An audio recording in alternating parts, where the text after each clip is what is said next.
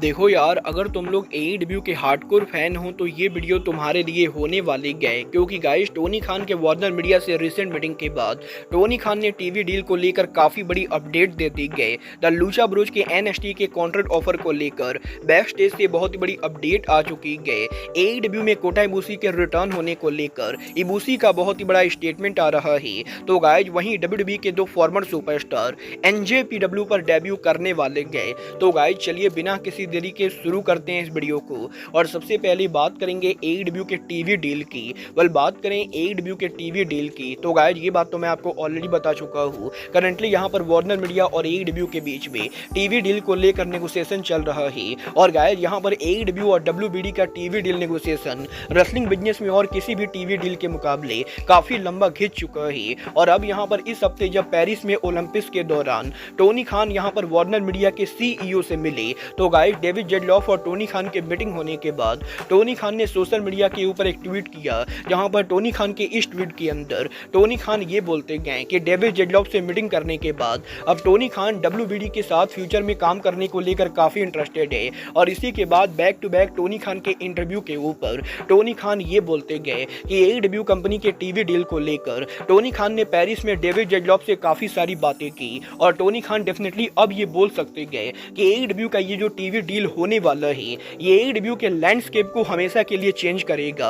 और टोनी खान ये 100% गारंटी से बोल सकते गए कि एईडब्ल्यू के इस न्यू टीवी डील के बाद एईडब्ल्यू कंपनी काफी ज्यादा प्रॉफिटेबल होने वाली गए। और जैसे ही एईडब्ल्यू और वार्नर मीडिया ऑफिशियली ये टीवी डील साइन करेंगे एईडब्ल्यू कंपनी के अंदर काफी सारे चेंजेस होने वाले गए, क्योंकि टोनी खान ये गारंटी से बोल सकते गए कि एईडब्ल्यू का ये टीवी डील एईडब्ल्यू का फ्यूचर डिसाइड करेगा। और गाइस टोनी खान का ये कहना है कि जिस तरीके से टोनी खान और डेविड जेडलॉफ की मीटिंग हुई उसके बाद टोनी खान एईडब्ल्यू के फ्यूचर को लेकर बहुत ही ज्यादा एक्साइटेड है और वो देखने के लिए इंटरेस्टेड है कि वार्नर मीडिया के साथ एईडब्ल्यू और कितने साल काम करती गए। और गाइस टोनी खान का ये बोलना है कि एईडब्ल्यू जब एक बार ये टीवी डील साइन करेगी उसके बाद एईडब्ल्यू के अंदर बहुत सारे चेंजेस होने वाले गए। और टोनी खान एईडब्ल्यू के फ्यूचर के लिए काफी एक्साइटेड है। जिस तरीके से खान ने इंटरव्यू के अंदर बातें कर रही गए उसे देखकर तो यही लगता है कि वार्नर मीडिया की तरफ से टोनी खान को मोटे पैसे मिलने के ऑफर मिल चुके गए। और देखना ये दिलचस्प होने वाला है कि टोनी खान एग्जैक्टली यहाँ पर डब्ल्यूबीडी से कितने पैसे निकलवा पाते गए।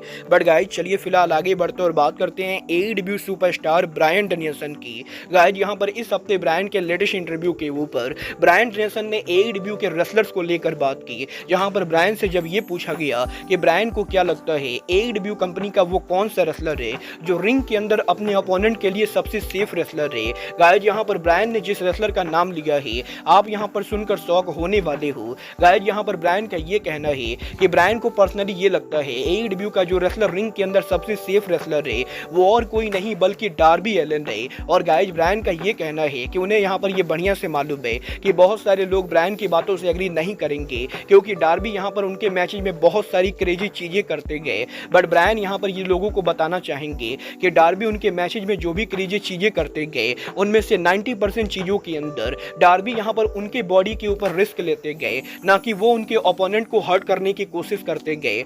और गाइस ब्रायन डैनियल्सन का ये कहना है कि ब्रायन डैनियल्सन ने उनके 20 साल के लंबे करियर के अंदर बहुत सारे रेसलर्स के साथ काम किया है और बहुत सारे रेसलर्स के मैचेस देखे गए हैं। बट ब्रायन डेफिनेटली ये बोल सकते गए कि डार्बी एलन रेसलिंग बिजनेस के अंदर किसी भी रेसलर से फाइट करने के लिए one of the safest wrestler है। और ब्रायन यहाँ पर डेफिनेटली डार्बी एलन के साथ कभी ना कभी सिंगल मैच रेसल करना चाहेंगे। गाइज ये तो बात ही अमेरिकन ड्रैगन ब्रायन डैनियल्सन की। बट गाइज चलिए फिलहाल आगे बढ़ते और बात करते हैं एनजेपीडब्ल्यू में डब्ल्यूडब्ल्यूई के फॉर्मर रेसलर के डेब्यू करने की। गाइज यहाँ पर ये बात तो मैं आपको ऑलरेडी बता चुका हूँ। एनजेपीडब्ल्यू इस महीने के एंडिंग के ऊपर अमेरिका में उनका latest pay per view capital collision करेगी। और 30 अगस्त को एनजेपीडब्ल्यू के इस पेपर व्यू के ऊपर अब डब्ल्यूडब्ल्यूई के दो फॉर्मर सुपरस्टार जैक गिब्सन और जेम्स ड्रेक डेब्यू करने वाले गए। और रिसेंटली यहाँ पर ग्रिजलेट ब्रदर के एईडब्ल्यू में डेब्यू करने के बाद अब यहां पर 30 अगस्त को कैपिटल कोलिजन के ऊपर हमें यहां पर ग्रिजलेट यंग वेट्स उनका डेब्यू करते हुए दिखाई देंगे। देखना बहुत ही दिलचस्प होने वाला है कि ग्रिजलेट यंग वेट्स एनजेपीडब्ल्यू में उनके डेब्यू मैच को जीतते हैं या नहीं।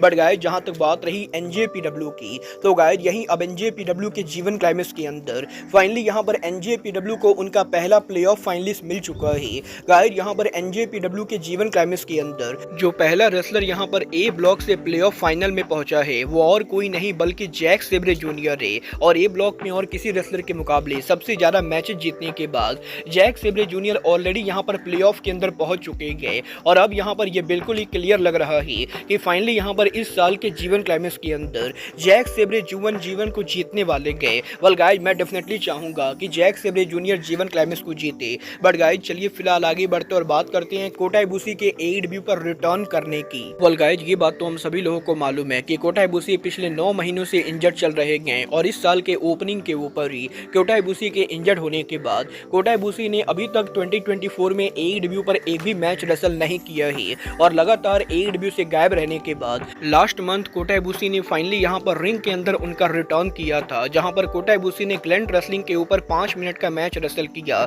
और इसके बाद DDT के पीटर पैन पेपर व्यू के ऊपर भी हमें यहाँ पर गोल्डन स्टार कोटा इबुशी रेसल करते हुए दिखाई दिए। और यही कोटा इबुशी के जापान में 2 मैचेज रेसल करने के बाद अब कोटा इबुशी ने ये खुद अनाउंस कर दिया है कि वो यहाँ पर जापान में दोबारा से DDT रेसलिंग को फुल टाइम ज्वाइन कर रहे गए। और कोटा इबुशी एक बार फिर से उस कंपनी के लिए काम करेंगे जिस कंपनी ने कोटा इबुशी को स्टार बनाया है। और यही कोटा इबुशी ने जब ये अनाउंस किया कि वो यहाँ पर DDT को जापान में फुल टाइम ज्वाइन करने वाले गए, तो गाइज काफी सारे फैंस के मन में ये सवाल आया कि क्या कोटा इबुशी AEW को लीव कर चुके गए। गाइज यहाँ पर जब एक फैन ने कोटा इबुशी से ये पूछा कि इबुशी क्या AEW में वापस नहीं आएंगे, तो गाइज कोटा इबुशी जवाब देकर ये कहते गए कि कोटा इबुशी के DDT के फुल टाइम ज्वाइन करने से AEW का कुछ भी लेना देना नहीं गए, क्योंकि कोटा इबुशी AEW के लिए अमेरिका में काम करते गए और कोटा इबुशी DDT के लिए जापान में काम करेंगे। और गाइज इबुशी का ये कहना है कि वो यहाँ पर अब भी AEW के मल्टी ईयर कॉन्ट्रैक्ट के अंदर है और कोटा इबुशी AEW को छोड़कर कहीं भी जाने वाले नहीं गए। और गाइज जल्द ही कोटा इबुशी AEW के ऊपर उनका रिटर्न करेंगे। और गाइज कोटा इबुशी रिप्लाई के अंदर ये भी टीज कर रहे गए कि वो यहाँ पर इस बार जब रिटर्न करेंगे तो वो केनी ओमेगा के साथ दोबारा टीम अप करने वाले गए, क्योंकि गाइज कोटा इबुशी ने उनके ट्वीट में ये कहा कि कोटा इबुशी और केनी ओमेगा दोनों जल्द एक साथ AEW पर वापस आने वाले गए और AEW के फैंस को दोबारा सीधी गोल्डन लवर देखने को मिलेंगे। वेल गाइज यहाँ पर कोटा इबुशी के इस ट्वीट के बाद अब डेव मेल्जर ने भी इस चीज को कंफर्म कर दिया है कि AEW के अंदर कोटा इबुशी और केनी ओमेगा लगभग सेम टाइम पर रिटर्न करने वाले गए। और AEW कंपनी ने लास्ट टाइम ओमेगा और इबुशी की जो स्टोरी लाइन रन की थी AEW के अंदर दोबारा वो स्टोरी लाइन चलने वाली गए। वेल गाइज वैसे तो मैं गोल्डन लवर्स को काफी पसंद करता हूँ, बट मैं यहाँ पर डेफिनेटली ये नहीं चाहूंगा कि केनी ओमेगा दोबारा से टैग टीम के अंदर फंसे। और मैं डेफिनेटली इबुशी और ओमेगा को सिंगल रेसलर के तौर पर देखना चाहूंगा। बट गाइज जहां तक बात रही टैग टीम की, तो गाइज ये बात तो मैं आपको ऑलरेडी बता चुका हूँ। AEW की one of the most popular tag team the Lucha Bros का कॉन्ट्रैक्ट यहाँ पर ऑफिशियली जल्द ही ओवर होने वाला है। और गाइज लूचा ब्रोज के कॉन्ट्रैक्ट के ओवर होने के बाद लूचा ब्रोज AEW कंपनी को लीव करके वर्ल्ड रेसलिंग एंटरटेनमेंट यानी WWE को ज्वाइन करेंगे। और गाइज अब यहाँ पर लूचा ब्रोज के AEW और WWE पर कॉन्ट्रैक्ट ऑफर को लेकर बैक स्टेज से बहुत ही बड़ी अपडेट आ चुकी है। गाइज यहाँ पर फाइटफुल ने ये कंफर्म कर दिया है कि लूचा ब्रोज के AEW कॉन्ट्रैक्ट के ओवर होने से पहले ही टोनी खान की कंपनी के द्वारा लूचा ब्रोज को ऑलरेडी यहाँ पर न्यू कॉन्ट्रैक्ट ऑफर किया गया है। और AEW कंपनी लूचा ब्रोज को अच्छे खासे पैसे भी ऑफर कर रही है। बट AEW के इस कॉन्ट्रैक्ट ऑफर के बाद भी लूचा ब्रोज AEW के कॉन्ट्रैक्ट ऑफर को डिले कर रहे गए। और गाइज लूचा ब्रोज वैसे सामने से ये तो नहीं बता रहे गए कि वो AEW को लीव करना चाहते गए, but indirectly Lucha Bros AEW के मैनेजमेंट को कॉन्ट्रैक्ट को लेकर यहाँ पर डिले लगातार करते जा रहे गए। और इसका यहाँ पर मेन रीजन ये है कि लूचा ब्रोज WWE से मोटे पैसे निकलवाने चाहते गए, क्योंकि गाइज यहाँ पर फाइटफुल का ये कहना है कि लूचा ब्रोज के AEW में कॉन्ट्रैक्ट में होने के बाद भी WWE company already Lucha Bros को कॉन्ट्रैक्ट ऑफर दे चुकी है। और गाइज जहाँ बॉबी लेस्ली के WWE में कॉन्ट्रैक्ट में होने की वजह से AEW कंपनी ने अभी तक बॉबी लेस्ली को कॉन्टैक्ट भी नहीं किया है, वहीं सेम टाइम के ऊपर WWE एक बार फिर से AEW के साथ कॉन्ट्रैक्ट टैंपरिंग कर रही है।